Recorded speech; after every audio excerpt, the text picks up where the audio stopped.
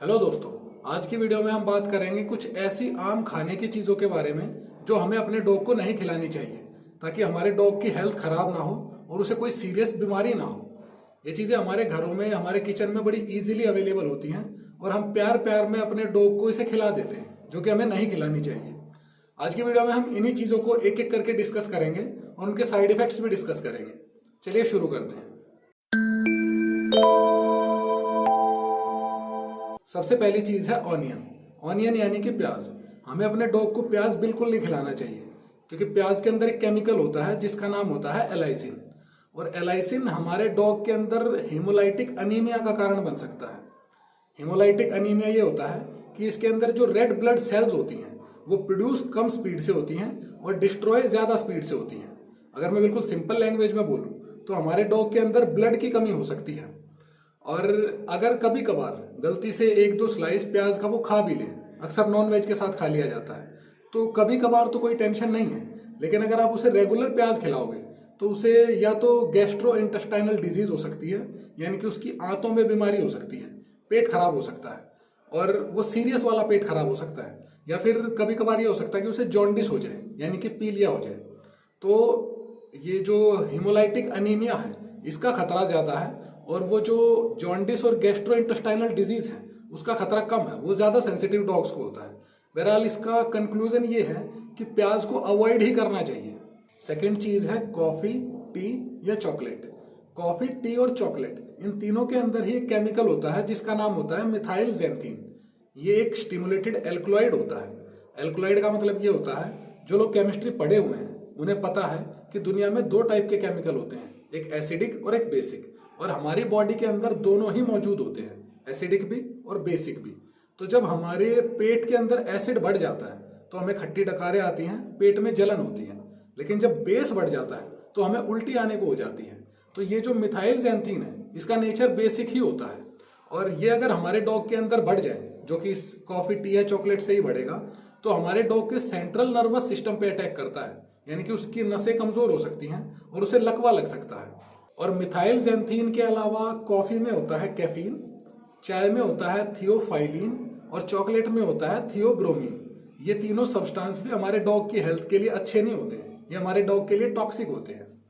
और जो methyl xanthine है ये सेंट्रल नर्वस सिस्टम के अलावा हमारे डॉग की किडनी को इफेक्ट करता है, उसके कार्डियोवास्कुलर सिस्टम को इफेक्ट करता है, यानी उसके दिल के लिए अच्छा नहीं होता है, और उसकी मसल्स को भी इफेक्ट करता है। मसल्स को इफेक्ट करने का मतलब ये है कि हमारे डॉग की जो मांसपेशियां होती हैं, जो मांस होता है, उसको ये इतना टफ बना देता है कि हमारा डॉग हमेशा थका थका महसूस करेगा, वो लेस एक्टिव हो जाता है। और हमारा डॉग जब लेस एक्टिव हो जाएगा तो वो दूसरी नई बीमारियां पकड़ लेगा। और चॉकलेट तो इतनी खतरनाक होती है कि अगर आपने एक मीडियम साइज के डॉग को, यानी 1.5 से 2 साल के डॉगी को 100 ग्राम डार्क चॉकलेट खिला दी तो उसकी डेथ हो सकती है। तीसरी चीज़ है एवोकेडो। एवोकेडो एक विदेश का फ्रूट है, लेकिन वो इंडिया में भी अब बड़ा इजीली अवेलेबल है। हालांकि बहुत मशहूर है कि एवोकेडो अपने डॉग को नहीं खिलाना चाहिए, लेकिन वो मशहूर वेस्टर्न साइड में है। हमारे इधर ये फ्रूट नया नया आया है तो हमें इसका इतना पता भी नहीं है, लेकिन ये एवोकेडो हमें अपने डॉग को बिल्कुल नहीं देना चाहिए क्योंकि इसके अंदर एक केमिकल होता है जिसका नाम होता है पर्सिन, जो कि एक फंगल टॉक्सिक होता है जो फैटी एसिड से बनता है। यानी कि जो एवोकेडो है उसके अंदर एक फैटी एसिड होता है जो एक फंगल टॉक्सिन प्रोड्यूस कर देता है जिसका नाम होता है पर्सिन।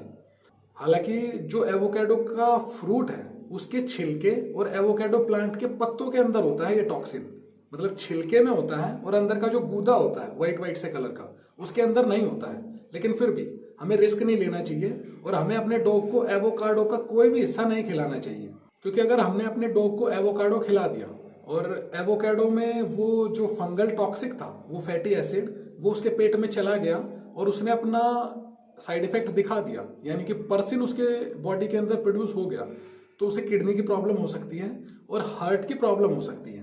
किडनी की प्रॉब्लम तो ये हो जाएगी कि भाई उसका यूरिक एसिड बढ़ जाएगा, और हार्ट की प्रॉब्लम में ये होगा कि जो मायोसाइट होती हैं, मायोसाइट मतलब जो हार्ट की मसल्स होती हैं, कॉन्ट्रैक्टाइल मसल, अगर मैं सिंपल लैंग्वेज में बोलूँ तो हमारा हार्ट जो है वो पूरा मांस का बना होता है, मसल्स का, और वो धड़कता है।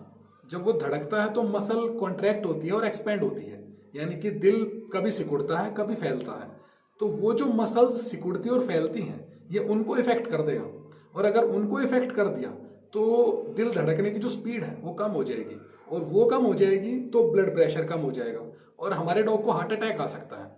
और अगर ये सीरियस केस हो गया तो आपको अपने डॉग को बचाने का मौका नहीं मिलेगा, उसकी 1-2 दिन में ही डेथ हो जाएगी। अगली चीज है गार्लिक। गार्लिक यानी कि लहसुन। लहसुन की एडवांटेजेस भी होती हैं और डिसएडवांटेजेस भी होती हैं।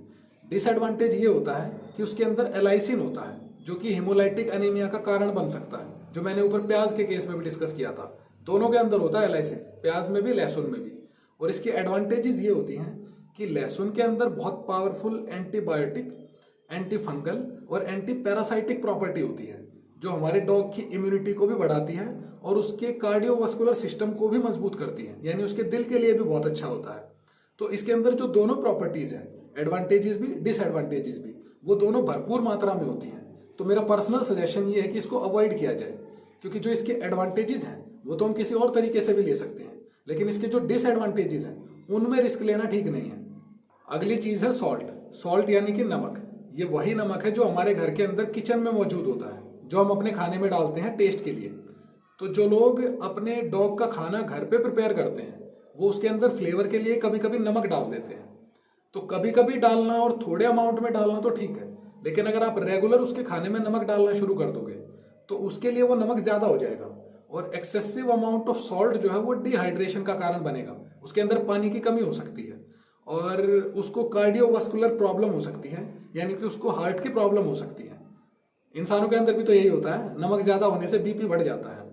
और इसके अलावा जो डॉग के अंदर सॉल्ट की वजह से, यानी सोडियम क्लोराइड की वजह से प्रॉब्लम होगी, वो इंटॉक्सिफिकेशन की भी हो सकती है, यानी कि उसके पेट में जहर बन सकता है, उसे फूड पॉइजनिंग हो सकती है। बेसिकली सॉल्ट जो है वो उसके लिए नुकसान ज्यादा देता है और फायदा कम देता है। तो कभी कभार थोड़ा बहुत डाल दें, लेकिन रेगुलर ना डालें।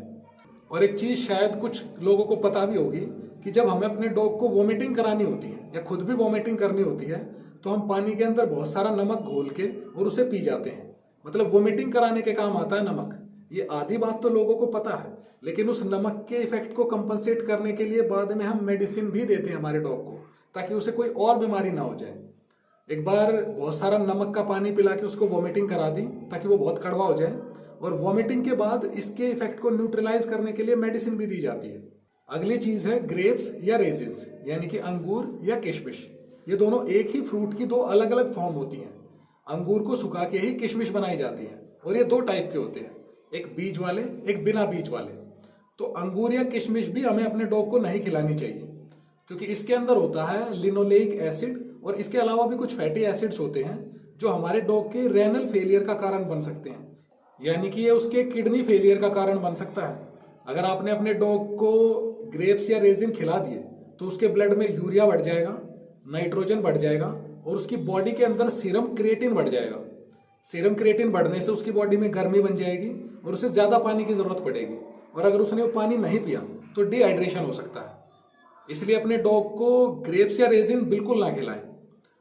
हालांकि ये ग्रेप या रेजिन खिलाने की वजह से जो इसमें लिनोलेइक एसिड और फैटी एसिड्स हैं वो क्या रिएक्शन करते हैं, इसका अभी तक कोई साइंटिफिक प्रूफ नहीं मिला है, लेकिन ये प्रूव्ड है कि अगर आपने खिलाया तो यूरिया बढ़ना, नाइट्रोजन बढ़ना और सीरम क्रिएटिन बढ़ना ये तय है।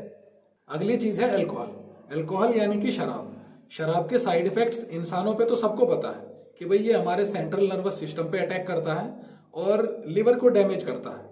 तो सेम साइड इफेक्ट्स डॉग पे भी होते हैं। तो अपने डॉग को कभी भी शराब ना पिलाएं।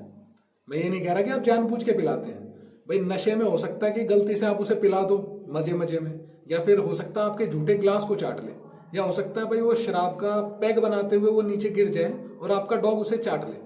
तो अपने डॉग को किसी भी तरीके से अल्कोहल का कंजम्पशन ना होने दें। लेकिन इसके अलावा भी कुछ चीजें होती हैं जिसकी वजह से वो अल्कोहल का कंजम्पशन कर लेता है, जैसे कि वो फ्रूट जिनसे शराब बनती है, एप्पल या ग्रेप्स, अगर वो सड़ जाते हैं और आपका डॉग उसे चाट लेता है तब भी वो अल्कोहल का कंजम्पशन हो जाएगा, उसके पेट में अल्कोहल चला जाएगा। इसके अलावा जो अल्कोहल होता है वो परफ्यूम्स में होता है और माउथ वॉश के अंदर होता है। कभी कभी हम ऐसा भी करते हैं कि हम खुद को परफ्यूम लगा रहे हैं और डॉग को भी लगा दिया, तो उसकी बॉडी पे जहां जहां परफ्यूम लगेगा अगर उसने उस हिस्से को चाट लिया तब भी अल्कोहल का कंजम्पशन उसके लिए हो जाएगा। तो अगर आपका डॉग अल्कोहल कंज्यूम कर लेता है, समहाउ शराब का इंटेक कर लेता है, तो तुरंत डॉक्टर के पास लेके जाएं। अगली चीज है ईस्ट। ईस्ट यानी कि खमीर। खमीर से हम अपने घर में कई सारी चीजें बनाते हैं, जैसे केक है, ब्रेड है या भटूरे हैं। तो खमीर से बनी हुई चीजें किसी भी फॉर्म में अपने डॉग को ना खिलाएं, ना तो कच्ची ना पक्की। कच्ची का मतलब वो आटा है जो आपने भटूरे के लिए तैयार किया है, या फिर केक को बेक करने से पहले जो आपने आटा खमीर से तैयार किया है ना तो वो खिलाएं, ना बना हुआ प्रोडक्ट खिलाएं, यानी कि केक और भटूरा ये भी अपने डॉग को ना खिलाएं, यह आपके डॉग के लिए टॉक्सिक हो सकता है। क्योंकि ईस्ट के अंदर सैकेरोमाइसिस सेरेविसिया होता है, जो कि एक सिंगल सेल फंगस होती है, और ये फंगस जो है उसके पेट में जाके उसको फंगल इन्फेक्शन कर सकती है, जिससे उसे फूड पॉइजनिंग हो सकती है। तो खमीर से बनी हुई चीजें किसी भी फॉर्म में, कच्ची या पक्की फॉर्म में, अपने डॉग को देना अवॉइड करें, बिल्कुल भी ना दें। लास्ट चीज है कुक्ड बोन्स, यानी कि पकी हुई हड्डियां, चाहे वो आपने ब्रॉथ की फॉर्म में कर रखी हो, यानी कि वो सब्जी बना रखी हो, ग्रिल्ड हो या बेक्ड हो, किसी भी तरीके से पकी हुई हड्डियां अपने डॉग को ना दें। क्योंकि पकी हुई हड्डी जो होती है वो थोड़ी सॉफ्ट हो जाती है, और सॉफ्ट होने की वजह से जब वो उसे खाएगा तो उसके ट्रेशिया यानी कि फूड पाइप के अंदर जम सकती है, उसकी इंटेस्टाइन में जम सकती है। वो सेम केस होता है जैसे हमारा मिट्टी खाने से या चौक खाने से होता है, वो उसके लिए हार्मफुल हो सकता है। और इसकी वजह से ये भी होता है कि वो जो कुक्ड हड्डी होती है वो इंटेस्टाइन में जाके उसको इंजरी कर सकती है। भाई बड़ा पीस चला गया और अंदर से जाके कट लग गया तो इंटरनल ब्लीडिंग भी हो सकती है। तो अपने डॉग को पकी हुई हड्डियां बिल्कुल भी ना दें। प्रेफरेबली अगर आपको अपने डॉग को नॉनवेज खिलाना है तो उसे कच्चा मांस दें, और कोशिश करें कि बिना हड्डी वाला दें।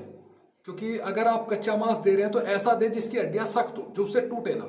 और अगर आप उसको कुक्ड मीट देना चाहते हैं तो हड्डियां निकाल के दें, यानी कि बोनलेस दें। बोन देना अवॉइड करें।